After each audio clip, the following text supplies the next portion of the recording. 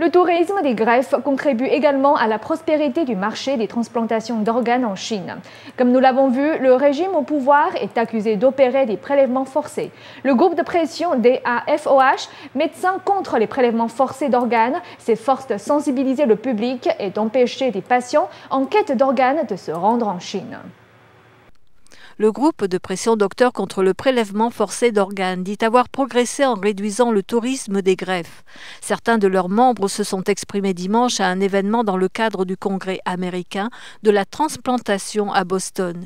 Ils ont abordé en détail le prélèvement forcé d'organes sur des prisonniers de conscience. Dr Jacob Levy, un chirurgien israélien, fait pression contre le prélèvement forcé d'organes depuis 2005. Mon histoire commence donc en 2005, lorsque j'ai été approché un jour par un de mes patients avec un message plutôt inhabituel. N'en pouvant plus de l'interminable attente pour un donneur de cœur compatible, sa compagnie d'assurance médicale lui avait dit de se rendre en Chine d'ici 2 semaines, car un jour spécifique avait été fixé pour qu'il subisse une transplantation de cœur.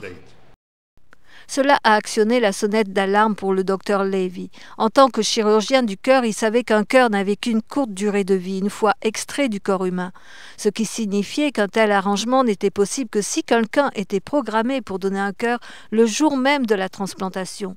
Autrement dit, qu'une mort était planifiée. Peu de temps après, l'avocat des droits de l'homme canadien David Matas et l'ancien parlementaire canadien David Kilgour ont publié un rapport sur le prélèvement d'organes sanctionné par le régime chinois sur des prisonniers de conscience membres de la pratique de méditation Falun Gong. Depuis lors, le docteur Levy n'a cessé d'exhorter les professionnels de la transplantation à arrêter le tourisme des greffes en Chine. Il a amené le tourisme des greffes d'Israël en Chine depuis 2008 à un arrêt brusque et complet. David Matas, le co-auteur du rapport sur le prélèvement forcé d'organes, dit qu'il y a eu une diminution du tourisme des greffes en Chine, mais qu'une augmentation des procédures de greffe en Chine indique que le nombre global est resté le même. Le régime chinois a publiquement reconnu prendre les organes des prisonniers exécutés. Des groupes de droit soulignent que cette seule source ne suffit pas pour soutenir le grand nombre de transplantations pratiquées dans le pays. Nouvelle NTD, Boston.